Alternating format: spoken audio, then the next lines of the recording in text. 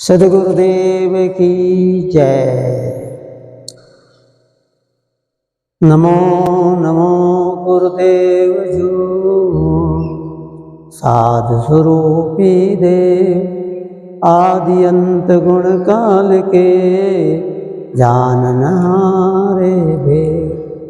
मेटो काल को जाल, जाते गुरु तव नाम यहाँ, बंदी छोर दयाल, असरण शरण उदार। मुद मंगल में संत समाज, श्रद्धा अनुरागी बंधुओं, भाइयों बहनों, माताओं तथा बाल गोपाल, आज 1 जून,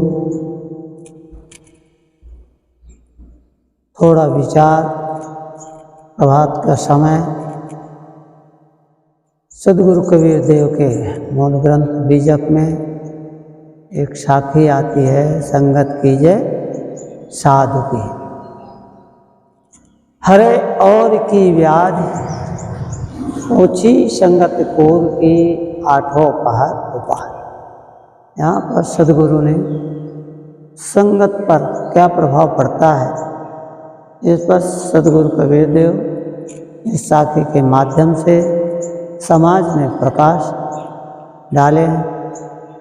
उन्होंने कहा, संसार में जितने भी प्राणी हैं, चाहे मनुष्य हो, चाहे पशु हो, चाहे पक्षी हो, सब संग में रहते हैं। सभी संग में रहते हैं, अपने अपने संग में सब रहते हैं। जहाँ कबूतरें हैं वहाँ कौवे नहीं जाते, जहाँ कौवों का संग है वहाँ कबूतरों को नहीं जाना, जहाँ गाय है वहाँ भैंसें नहीं जाती, जहाँ भैंसें हैं वहाँ गायें नहीं जाती। सबका अपना अपना संग है। इसी प्रकार से मनुष्यों में भी सब अपने अपने संग में रहते हैं।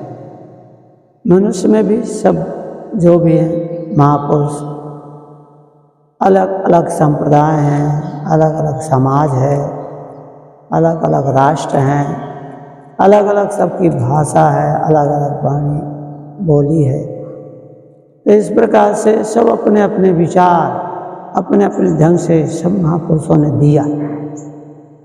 जीवन में संग का रंग बहुत जल्दी चढ़ता है, इसीलिए संग पर बहुत जोर दिया जाता है। हमेशा संत महापुरुष विचारवान जो है सब यही कहते हैं, अच्छी संगत करो।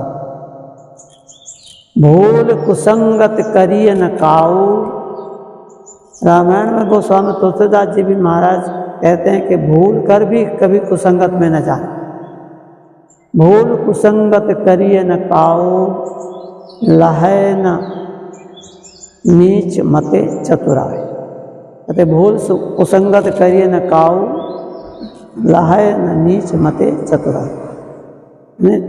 गलत संगत में जाने से हमेशा हानि ही हानि है, लाभ नहीं है। लाभ महान मनुष्य को सत्संगत गई ज्ञान। इसीलिए संतों ने कहा है कि लाभ चाहिए। संसार में जितने भी प्राणी हैं सभी अपने जीवन में सुख चाहते हैं, शांति चाहते हैं, अशांति कोई नहीं चाहता।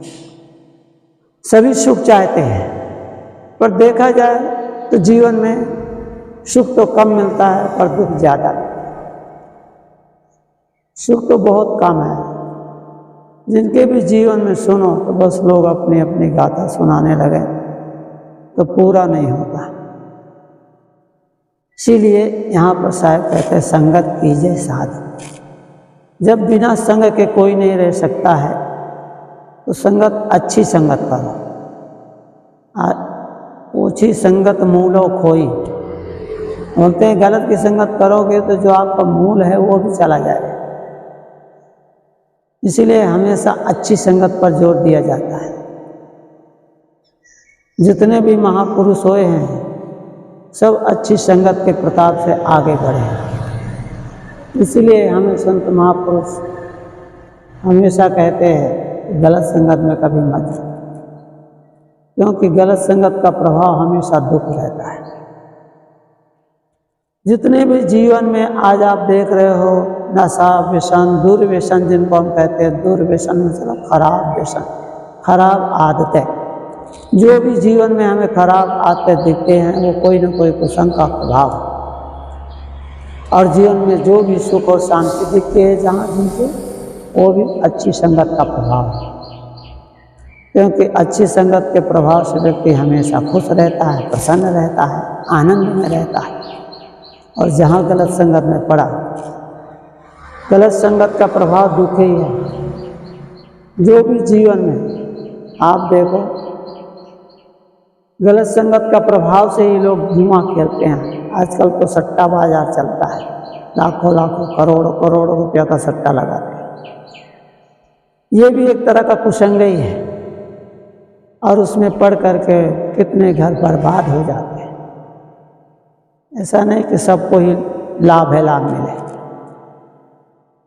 और यहाँ तक तो कहा भी जाता है भाई, लाभ है तो हानि है, सुख है तो दुख है, ये द्वंद है। इसीलिए महाराज श्री कृष्ण गीता में कहते हैं, 15वें अध्याय में कहते हैं, द्वंद्वे विमुक्ता सुख दुख संगे गच्छन्त्यमूढ़ा पद्माव्ययम् तत्। कहते द्वंद्वे विमुक्ता, द्वंद्वों से मुक्त रहो। यानी सुख भी जीवन में रहेगा, दुख भी जीवन में रहेगा, पर तुम दोनों से रहित रहो। सुख भी आवे तो फूलो मत, और दुख भी आवे तो रो मत। सुख और दुख दोनों ये नदी की धारा की तरह है। जैसे नदी की धार कभी इस किनारे से बहती है, कभी उस किनारे से बहती है, कभी पूरा इस किनारे में जाती है, कभी उस किनारे में जाती है, कभी कभी बीच धारा चलती है, न इस किनारे न उस किनारे। तो जीवन हमारा आपका भी ऐसे चलता रहता है, कभी सुख में चलता है और कभी दुख में चलता है।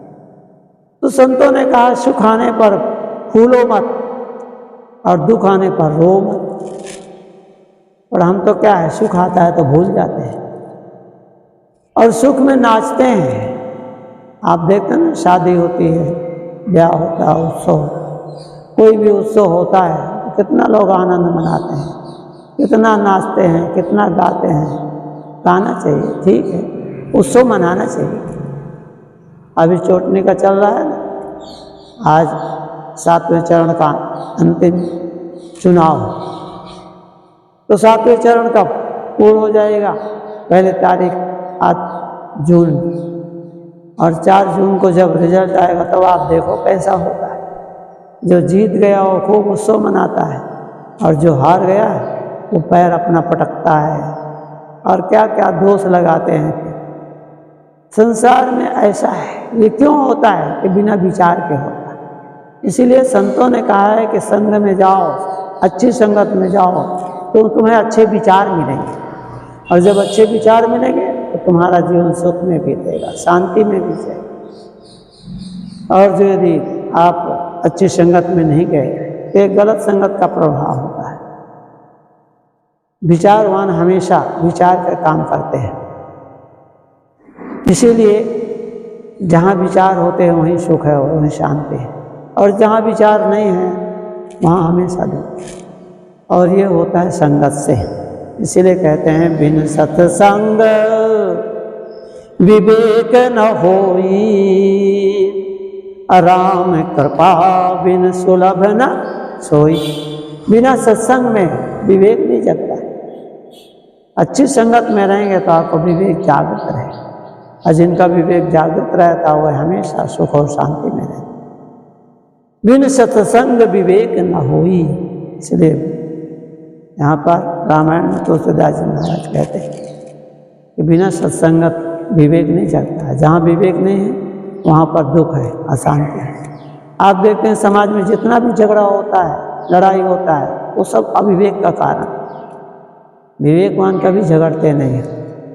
विवेकवान हमेशा विचार से काम लेते हैं, और जहाँ विचार नहीं है वहीं पर ये ऐसा होता है। थोड़ी थोड़ी बात पर लोग कैसे लड़ पड़ते हैं। समाज में आप जाओ, जहाँ भी देखो, कोई किसी के घर पर जाता है, और हमारे यहाँ तो कहा जाता है कि रोज रोज किसी के घर पर जाओ तो सम्मान नहीं रह जाता है, मान नहीं रह जाता। इसलिए जो विचारवान होते हैं वो हमेशा विचार कर सब काम करते हैं। कहाँ जाना है, कहाँ बैठना है, क्या बोलना है, क्या खाना है, किसके साथ रहना है, किसके साथ नहीं रहना है, ये सारे काम विचारपूर्वक विचारवान करते हैं। और जिनका विचार नहीं है वो तो बस जहाँ गए, जहाँ से तैसे पहुँच गए, और वहाँ उनको ये नहीं कि कहाँ जाना है कहाँ नहीं जाना है।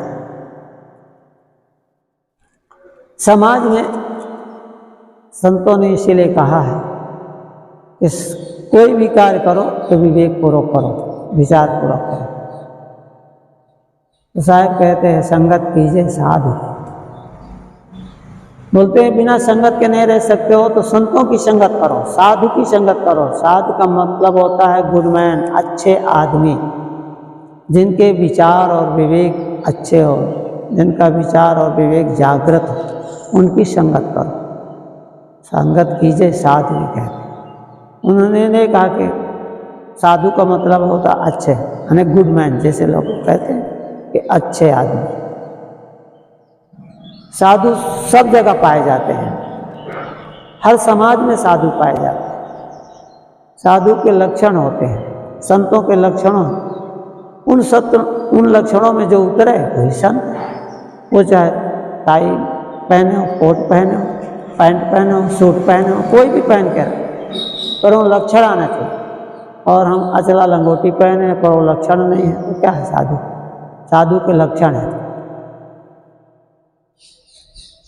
गोस्वामी तुलसीदास जी ने भी रामायण में अपना वर्णन करते हैं संत के लक्षण पर। उन्होंने भी कहा है कि संत कैसा होना चाहिए।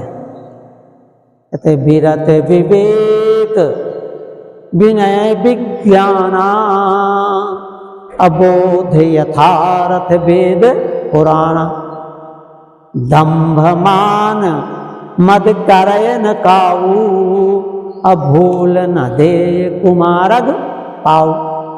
देखो संत के लक्षण है। गोस्वामी तुलसीदास जी महाराज ने संत के लक्षणों पर वर्णन करते हुए कितना सुंदर विचार दिए, कितना सुंदर प्रकाश डाले। सबसे पहले कहते हैं विरत विवेक। विरति माने साधु, विरक्ति। तो साधु तो हो परंतु कैसा हो? बोले विवेक पूर्वक। ऐसा नहीं कहते, हमारे यहाँ कहावत है कि देखा देखी साधे योग छीजे काया बाढ़े रोग। लोग बहुत से देखा देखी साधु हो जाते हैं, कहते चलो संतों के साथ बढ़िया है। बोले क्या है? कोई खाने के लिए साधु हो गया, कोई मान सम्मान के लिए साधु हो गया, कोई पूजा प्रतिष्ठा लेने के लिए साधु हो गया। बहुत ऐसे समाज में है, बोलते हैं साधु नहीं। ये संत के लक्षण नहीं है। संत के लक्षण है विरति विवेक, विवेक पूर्वक विरक्ति हो।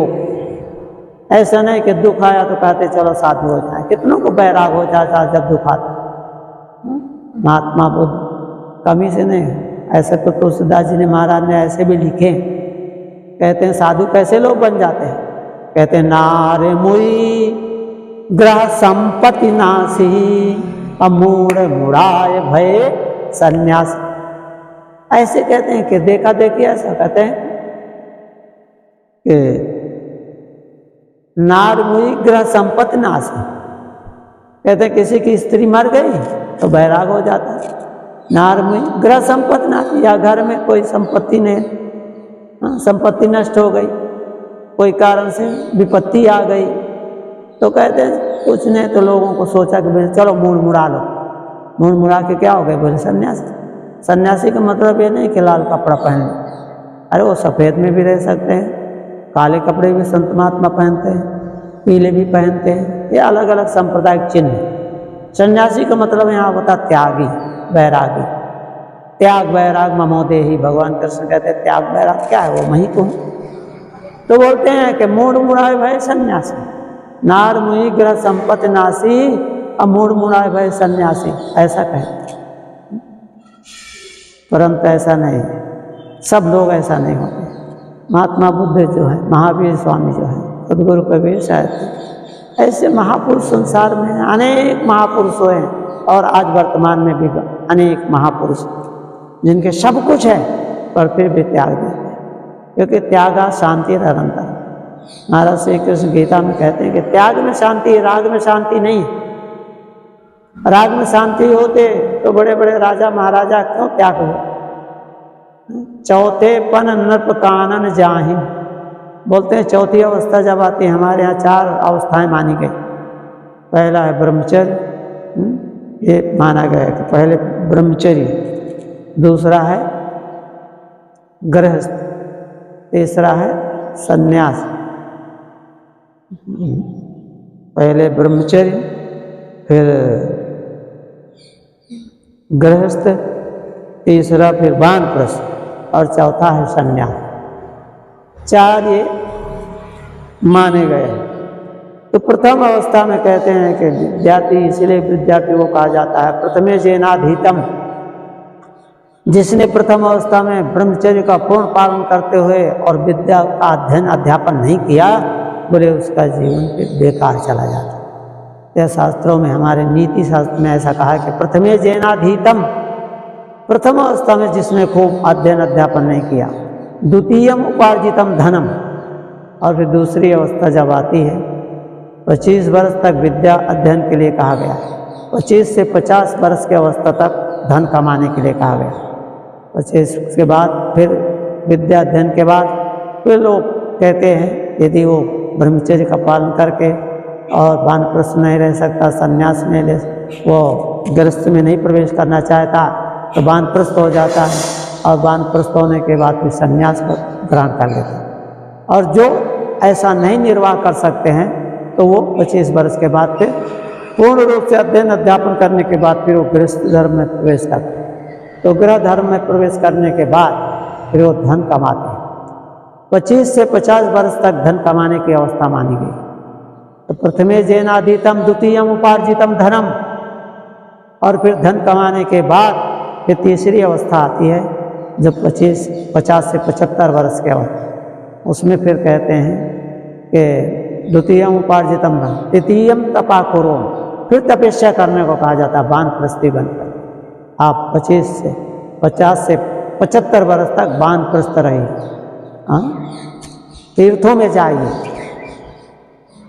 संतों के पास जाइए, आश्रमों में जाइए, कहीं भी जाइए। आज भी बहुत ऐसे आश्रम हैं जहाँ पर वानप्रस्थी रहते। हम परमार्थ निकेतन में थे, स्वर्गाश्रम गीता भवन में, अभी पिछले साल भी गए थे वहाँ घूमने के लिए, तब देखे वानप्रस्थ आश्रम बना हुआ। वहाँ पर सब पीले कपड़ा पहनते हैं, और श्री राम शर्मा जी का भी गायत्री परिवार जा, वहाँ भी बहुत से वानप्रस्थ रहते हैं। सभी संत महात्मा अलग अलग संस्थाएं बनाए हैं और उनमें लोग वानप्रस्थी रहते हैं। मतलब 50 से 75 वर्ष तक आप वानप्रस्थी रह करके और आप तपह करो, और 75 के बाद जब हमारी पूर्ण आयु मानी जाती है 100 वर्ष, कहते हैं ना, इसीलिए 25 वर्ष में बांट दिया जाता है, 25 चौको 100।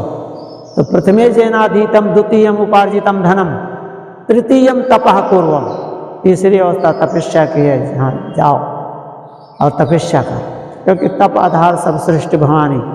आपके मन में कुछ भी कामना है, चाहना है, उसकी पूर्ति करना आप चाहते हैं तो तपस्या करिए, बिना तपस्या के नहीं होता है।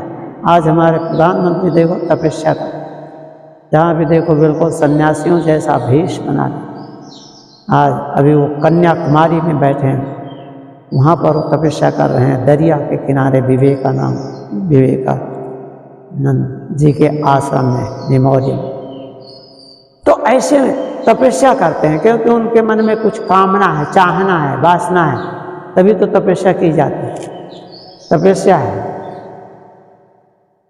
जिनके मन में कोई कामना नहीं, चाहना नहीं, उन्हें कोई तपस्या क्या, वो तो तप में ही है हमेशा। जब कोई चाहना नहीं तो फिर क्या करना है। हमारे यहाँ संतों ने इसीलिए कहा, चाह गई चिंता मिटी मनुआ बेपरवाह, और जिसे कछु नहीं चाहिए ते साहनपति शाह। बोले जिनको जीवन में कोई चाहना नहीं, कोई कामना नहीं है, वो क्या चाह करेंगे, वो हमेशा अपने में रहते हैं, मस्त रहते हैं। बस चाह गई चिंता मिटी। आज तो चाह के कारण से तो लोग दुखी हैं, चाह के कारण से तो आज कितना होता है, लोग एक दूसरों को खत्म करा देते ये चाह के कारण से। और जिनके मन में चाह नहीं है उनका जीवन आनंद में है, सुख में है। ऐसे ऐसे महापुरुष हैं, कोई चाहना नहीं, कोई कामना नहीं। इसीलिए भगवान कृष्ण ऐसे नहीं कह दिए कि त्याग वैराग ममोदे, बोले जिनके अंदर में त्याग है, जिनके मन में वैराग है, वो मैं ही हूँ, मेरा ही शरीर समझ लीजिए। इसलिए कहते हैं त्याग और शांति निरंतरम। त्याग में शांति, राग में शांति नहीं। और दुनिया में लोग राग करते हैं, अच्छी बात है, राग करें, अपने लिए नहीं, समाज के लिए राग, समाज के लिए आप सेवा में रहो। प्रधानमंत्री जी हमारे तपस्या कर रहे हैं, वो अपने लिए नहीं करते हैं, समाज के लिए। उनके मन में ये ऐसा भाव रहता है कि समाज, क्योंकि उन्होंने गरीबी का जीवन देखे हैं, और जो व्यक्ति गरीबी का जीवन देखा है और वही जैसे आगे आगे बढ़ता है तो समाज के लक्ष्य लेकर के बढ़ता है। जितना आगे बढ़ेगा उतने समाज का, जितने समाज की सेवा में आपने जीवन को लगाएगा उतने वो आगे बढ़ता जाएगा, और जितने आगे बढ़ता जाएगा उतने उसका दुनिया में नाम होता जाएगा। आज हमारे प्रधानमंत्री पूरे विश्व में पहले नंबर पे माने जाते हैं। जो हमारे ऋषि मुनि कहते थे भारत हमारा विश्व गुरु था, वही आज भी हो रहा है पूरा विश्व गुरु के रूप। तो इसीलिए तपस्या, तप के आधार पर चौथी तीसरी अवस्था में वानप्रस्थ तपस्या का। फिर चतुर्थी अवस्था आती 75 से 100 वर्ष, जो 25 वर्ष के बाद, 75 के बाद 100 वर्ष पूर्ण आयु हमारे यहाँ ऐसा माना जाता है। जीवे श्रद्धा सतम, बोलते हैं पूर्ण आयु 100 वर्ष के वास्तव में आयु का कोई निर्धारण नहीं। आयु कभी भी छोड़ हो सकती है, शरीर कभी भी खत्म हो सकता है, शरीर कभी भी छोड़ सकता है। इसलिए परंतु हमारे ऋषि मुनियों ने ऐसा निर्धारित किया, तो ये व्यवहार में ऐसा देखा जाता। तो कहते चतुर्थे किम करिष्यति, प्रथमे जेनाधीतम, द्वितीयम उपार्जितम धनम, तृतीय तपा कुर्वम, जिसने तीसरे अवस्था में तपस्या नहीं किया। फिर चतुर्थी अवस्था आ जाती है 75 के बाद 100 की जो आयु है, पूर्ण आयु, यदि हम कहेंगे 100 वर्ष तक जिंदा रहे पूर्ण आयु, ऐसे कोई कोई महापुरुष 100 वर्ष के भी ऊपर चले जाते हैं। कल मैंने YouTube में देख रहा था, एक माता को दिखा रहे थे, ऐसा दिखा रहे थे, कहते 300 वर्ष की आयु, तो उनका शरीर क्या है, बिल्कुल अस्थि पंजर जैसा दिख रहा था। ऐसे आयु से क्या है, परंतु अब जब तक प्रारब्ध है, हम तो मानते हैं कि जब तक प्रारब्ध है तब तो शरीर छूटता नहीं, और जब प्रारब्ध पूरा हो जाता है तो थोड़े में भी शरीर छूट जाता है, थोड़ी उम्र में शरीर छूट जाता है, और थोड़े में लोग बहुत काम कर जाते हैं। हमारे यहाँ जो आदि शंकराचार्य जी थे, उनकी 32 वर्ष की आयु में शरीर छूट गया था, परंतु उन्होंने समाज में कितना बड़ा काम कर गए थे। 7वीं सदी में हुए थे, आज देखो आज भी उनका नाम है आदि शंकराचार्य जी महाराज। और हमारे सदगुरु श्री पूर्ण साहिब जी महाराज, उनका भी 32 वर्ष के अवस्था में शरीर छूट गया था, परंतु उन्होंने दुनिया में कितना बड़ा नाम कर है। सदगुरु कबीर साहब के मूल ग्रंथ बीजक की टीका उन्होंने इनके भावों को, अपने अंतर के भावों को प्रकट किया। और हम लोग तो ऐसा मानते हैं कि भाई श्री पूर्ण साहिब जी भी, हो सकता है शंकराचार्य जी महाराज कुछ रह गया हो तो उन्होंने आकर के निर्णय दे दिए कि जड़ चेतन द्विवस्तु है, अति प्रसिद्ध जगमाए, इसके पार के बिना बंधन छूटा ना। उन्होंने आके पूरा बंधन जड़ चेतन निर्णय दे करके परखाया। इसलिए उन्होंने लिखा, संतों ने ऐसा कहा कि परखावे परखे सदा सत्संगत के बीच, ताको हमारी बदगी किंचित रहे ना की। बोलते हमारे जीवन में थोड़ा भी कचरा नहीं रह जाना चाहिए, अर्थात थोड़ा भी कसर नहीं रह जानी चाहिए। जीवन जो मेरा है उसको बोले परखो परखाओ, समझो समझाओ, जानो जनाओ, बूझो बुझाओ, यानी सब ऐसा कहा जाता है। ऐसा नहीं है कि जान लिया फिर दूसरे को नहीं बताओ। कितने लोग ऐसे होते हैं, औषधियाँ होती हैं, हमारी औषधियाँ बहुत सी लुप्त हो रही और लुप्त हो गई क्योंकि उनके मन में भ्रम होता है। जान तो गए, दूसरों को देते भी हैं पर दूसरों को बतलाते हैं, नहीं बतलाना चाहिए किसी को। अमृत चाहे आप जान में पियो चाहे जान में पियो, अमृत का गुण है अमर करना। इसी प्रकार से औषधि ऐसा नहीं कि हम किसी को बताएंगे तो वो उसका गुण खत्म हो जाएगा, नहीं, वो और बढ़ेगी, आगे बढ़ेगी। इसीलिए यहाँ पर कहते हैं परखावे परखे सदा सत्संगत के भी, सत्संग में हमेशा रहो। इसलिए साहब कहते हैं संगत कीजिए साधु की, संतों की संगत में हम रहें। हरे और की ब्याज, क्यों संतों का गुण होता है वो दूसरे के दुख के लिए जीते। परोपकाराय सताम विभूतया, संतों के आश्रम हैं, बड़े बड़े मठ मंदिर हैं, इतने लोग कहते हैं साधुओं को क्या जरूरत, पर हम लोग कहा करते हैं भैया हमें जरूरत नहीं, पर आपको जरूरत है। एक भक्त हमारे कहने लगे आपने एसी नहीं लगा, हमने कहा आप आ जाओ एसी लगा दें, बोले हाँ लगाना पड़ेगा, जरूर आएंगे लगा देंगे। तो क्यों कि एसी की आपको ज़रूरत है, हम लोग तो प्रकृति की गोद में रहते हैं, इसीलिए न कहीं दुखाव हो, न कहीं गांठी दुख है, न कहीं कमर दुख है, कोई नहीं होता, क्योंकि हम हमेशा प्रकृति की गोद में रहते हैं। अब आप हैं घर में रहते हैं एसी में, गाड़ी में बैठते हैं एसी में, ऑफिस में जाते हो एसी में, और जब बाहर पहुंचोगे तो फिर क्या होगा, त्राहिमाम करो, मर गए मर गए मर गए, क्या मर गए। इसीलिए संत महापुरुष हमें हमेशा कहते हैं कि जैसी भी परिस्थिति आवे उसमें निर्वाह करो। एसी में बैठने का समय तो एसी में बैठ लो, कभी गर्मी का हो तो गर्मी का भी आनंद लो, सब में आनंद लो। और तप नहीं रहेगा तो फिर कैसे होगा। आप देखते हो कहते हैं आज लू बहुत चल रही, उत्तर भारत में बहुत तापमान बढ़ा हुआ, आज बतला रहे थे समाचार में हमने सुना कि तापमान बहुत बढ़ा। अरे तापमान नहीं बढ़ेगा तो बारिश किसमें, जितने तापमान अधिक बढ़ेगा उतने वर्षा भी अधिक होगी, और जैसे बरसात पड़ेगी वैसे प्रकृति हमारी हरी भरी सस्यश्यामलाम कहा गया, तो हमारी पृथ्वी हरी भरी होगी और धन धाम से संपन्न होगी। इसीलिए वो जो भी हो रहा है प्रकृति जो भी काम कर रही है वो सब अच्छे हैं। इसके लिए चिंता नहीं करना चाहिए। महापुरुष हमेशा चिंता से मुक्त रहते हैं, निश्चिंत रहते हैं, चिंता छोड़ो। एक लेखक ने पुस्तक ही लिखा है, विदेशी दार्शनिक का लेखक है, उसने कहा चिंता छोड़ो सुख से रहो, चिंता छोड़ो सुख से जियो। चिंता ही दुख का कारण होती है। हमारे एक कवि ने तो बहुत सुंदर कविता में लिखा है, उन्होंने कहा है कि चिंता कैसे होती, चिंता और चिता में थोड़ा सा अंतर होता है। आप देखो चिंता और चीता, तो चिता में अनुस्वार नहीं और चिंता में अनुस्वार है, ऊपर बूंदी, इसलिए चिंता और चिता में इतना अंतर। एक बूंदी जो है अंतर देते थे, चिंता जो है जिंदे को जलाती है और चिता मुर्दे को जलाती है। तो चिंता और चिता में ये अंतर है। इसीलिए कहते हैं चिंता कैसे है, बोले चिंता ऐसे होते हैं, चिंता बोले चिंता ज्वाला शरीर बन, दावा लग लग जाए, प्रगट धुआं ने देखियत उर अंतर दुधवाए, उर अंतर दुधवाए, जरे ज्यों काठ की भस्ठी, जल गए लोहू मांस रह गई हाड़ की टट्टी, का गिरधर कबीराय सुनो ने मेरे मीता, वे नर कैसे जिए जाहितन व्यापे चिंता। इसलिए कहते चिंता छोड़ो सुख से जियो। चिंता क्यों करते हो, जो होना है वो होगा, जो नहीं होना है उसको आप लाख प्रयत्न करो वो अभी होने वाला नहीं है। इसलिए चिंता ना करो, परंतु कर्तव्य करते रहो, अपना काम करते रहो, निश्चिंत होकर के करो। संतों ने तो यहाँ तक कहते हैं, महाराज श्री कृष्ण भी गीता में भी कहते हैं और सभी संत कहते हैं, कबीर साहब भी कहते हैं, कर बहिया बल आपनी छाण बिरानी आस, जाके अंगन नदिया बहे शोक स्मरे पियास। बोले चिंता ना करो, बस कर्म करते रहो। हमारा श्री कृष्ण भी कहते हैं कर्म कर, कर्मण्य अधिकारस्ते मा फले सुखदाचना, कर्म करने में तुम स्वतंत्र हो, फल में स्वतंत्र नहीं हो।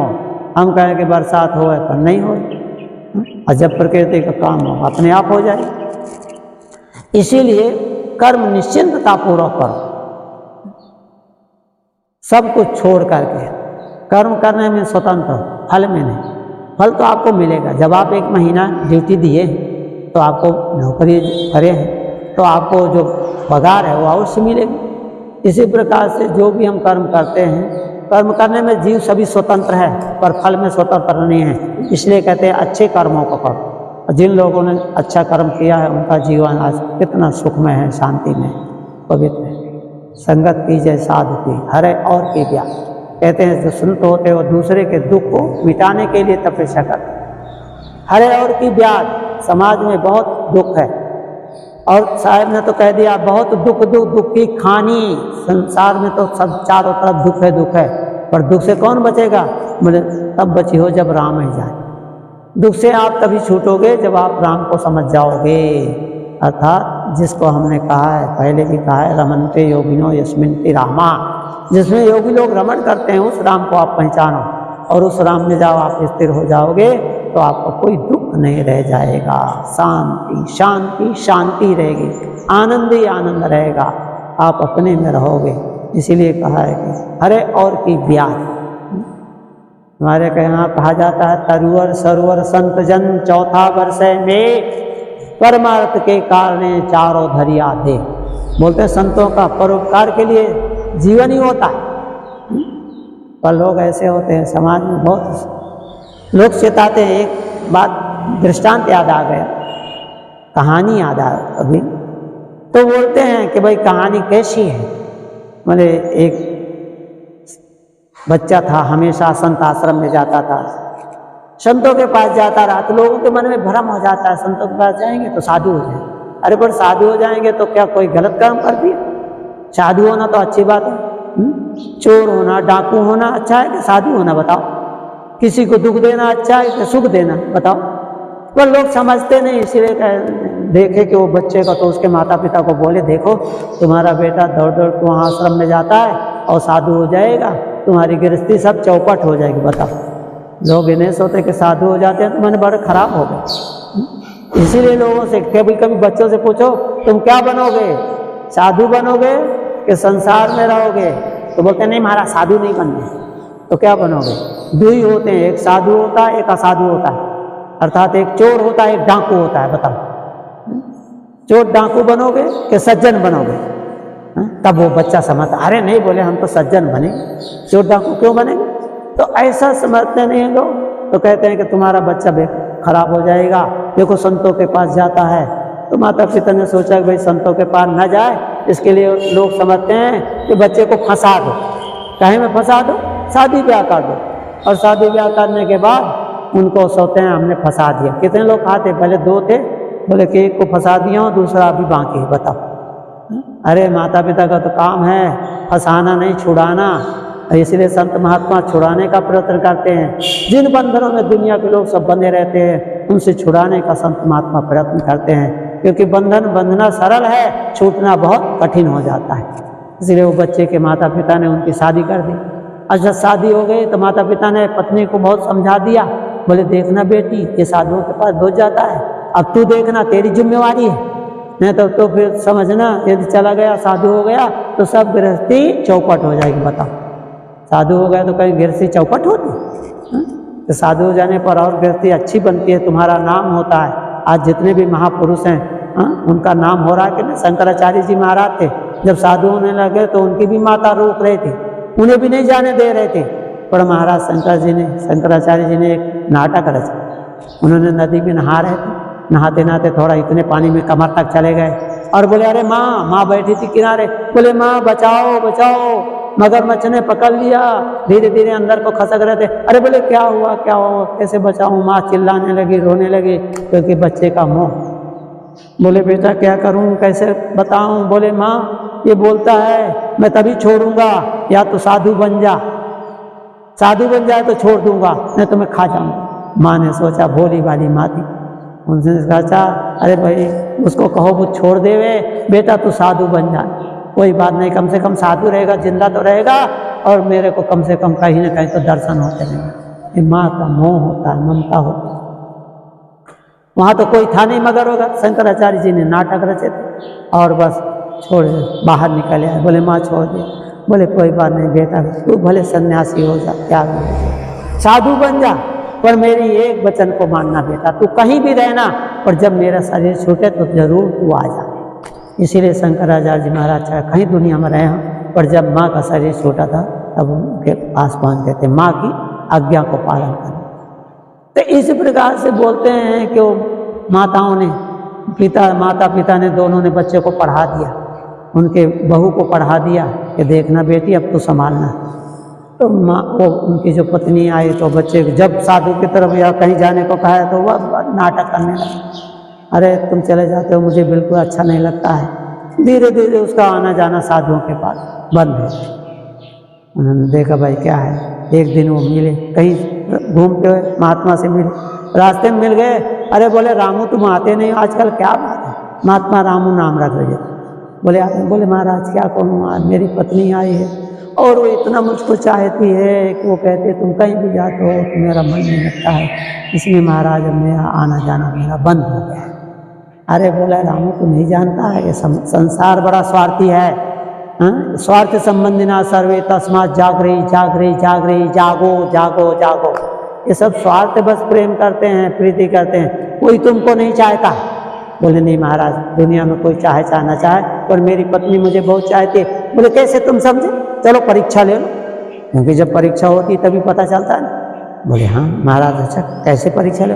बोले देखो तुमको मैं बताता था ना प्राणायाम करना, और तुम अपना धीरे धीरे प्राणायाम करके अपने श्वास चढ़ा लो थोड़ा समय के लिए, और श्वास को रोक लो, और रोकने के बाद फिर देखो तुम्हारी पत्नी कैसे करती, उनकी बातें सुनना सब।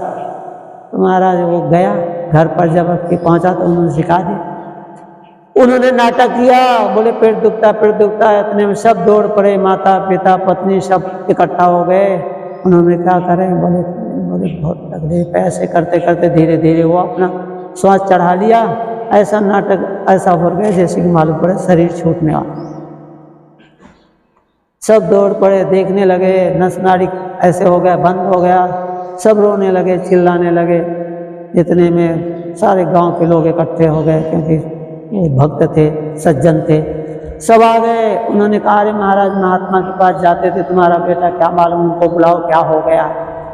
धीरे से महात्मा आए, महात्मा तो जानते थे सब बात। उन्होंने कहा देखो तुम्हारा बच्चा बिल्कुल ठीक हो जाएगा, एक काम करना पड़ेगा। बोले क्या करना है? बोले कटोरा में एक दूध ला। एक कटोरा में दूध भर करके लाए और दूध उन्होंने पिया, और इसके बाद उन्होंने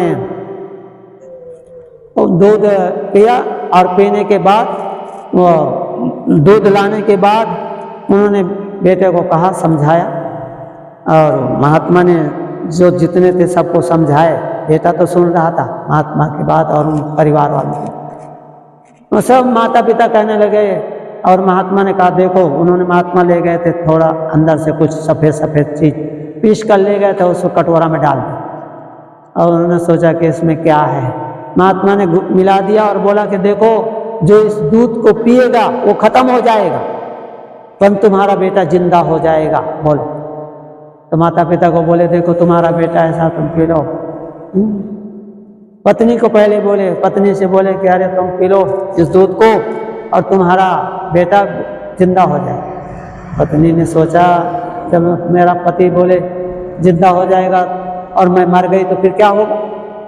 तो पत्नी ने सोचा, बोले नहीं महाराज मैं तो नहीं पीऊँगी। अरे बोले तुम अभी कहते थे कि तुम्हारे बिना मैं नहीं रहूँगा, मैं नहीं रहूँगी, और अब कहते हो कि नहीं पीऊँगा। पी जाओ दूध, तुम मर जाओगे और तुम्हारा पति जिंदा हो जाएगा। पत्नी बोली नहीं मैं नहीं पीऊँ, क्योंकि अभी मेरा जीवन क्या है, मैं कोई अभी ऐसे नहीं हूँ, मेरा माता पिता बड़े धनवान हैं।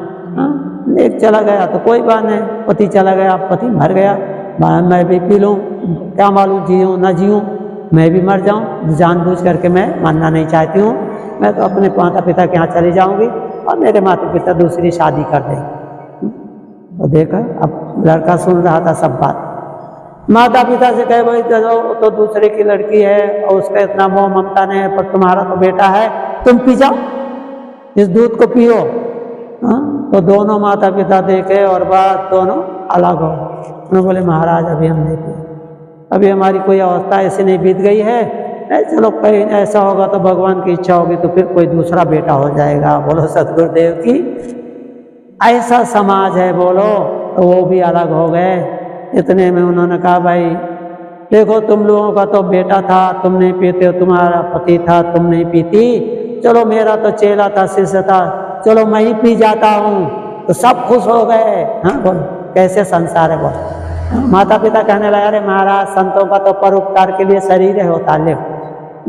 देखो संसार कैसा स्वार्थी है, वो सोचे कि हाँ महाराज तुम पी जाओ, बोलो मैंने साधु पी कर मर जाए, परंतु अपना मरने को तैयार नहीं थे। पत्नी कहने लगे अरे महाराज आप तो आपका शिष्य था और आपको तो संतों का शरीर होता है परोपकार के लिए, महाराज मैं तो अनाथ हो जाऊंगी। इसलिए महाराज बहुत अच्छा, आपका बहुत मैं यश गाऊंगी। तो महात्मा ने कहा ठीक है, आप कोई नहीं पीते हो तो लाओ मैं पी जाता हूँ।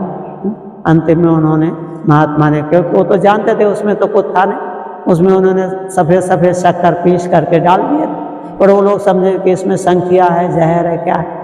महात्मा ने पी लिया और पी करके उसका चेले का हाथ पकड़े, बोले देखा बेटा, कौन तुम्हारा सच्चा दोस्त है, कौन तुम्हारा मित्र है, बताओ। मैं हूँ, ये संसार के लोग हैं। बोले बेटा ने कुछ नहीं सुना और महात्मा का हाथ पकड़ के चल दिया। अब सब रोने लगे, सब चिल्लाने लगे। तो महात्मा ने कहा भाई देखो, अभी आप जाइए कुछ दिन, इनको अब चेताइए, इनको अब समझाइए, अब इनके समझ आएगी और इनको भी अच्छे मार्ग में लगाइए, क्योंकि आपका संग अच्छा है तो ये भी अच्छे मार्ग पर लगेंगे, इनका भी जीवन में धन्य हो जाएगा।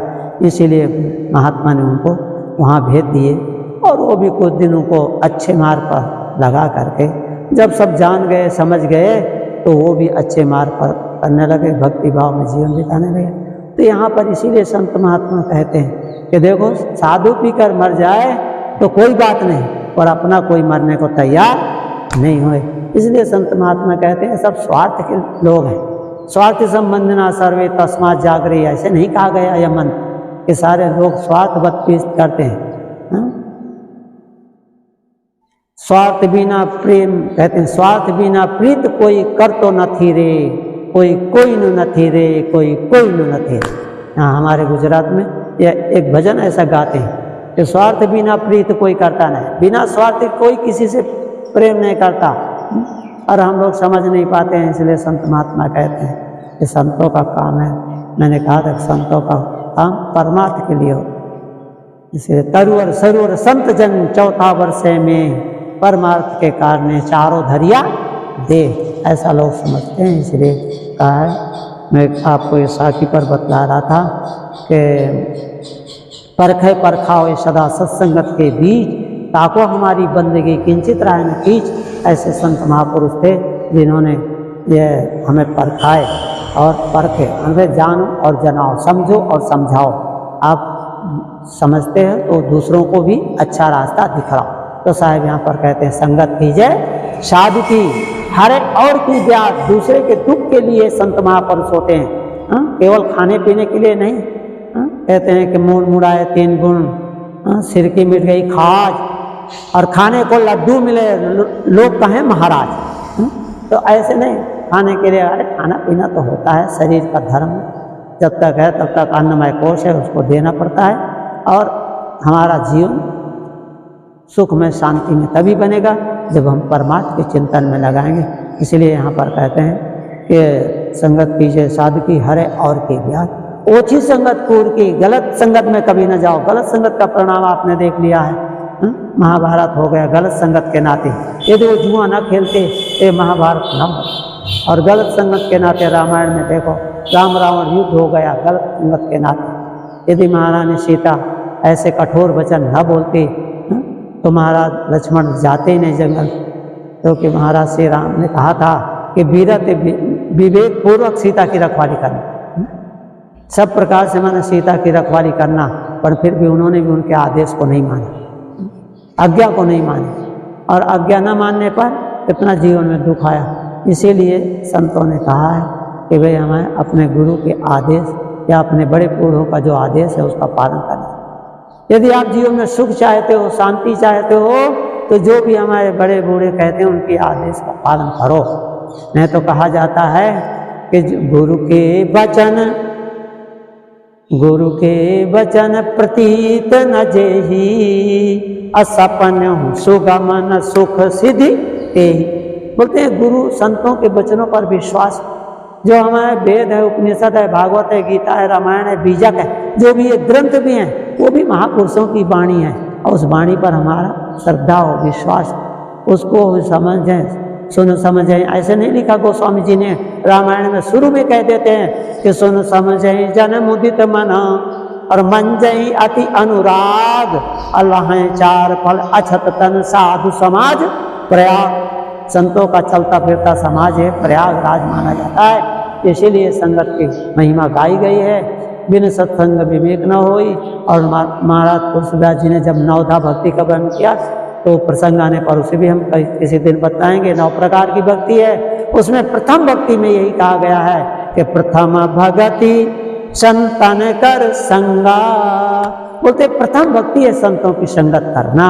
इसलिए कबीर साहब भी यहाँ पहले कहते हैं, तुलसीदास जी बाद में हुए हैं, इसलिए तुलसीदास जी भी महाराज कहते हैं कि प्रथम भगति संतन कर संगा, संतों की संगति करो।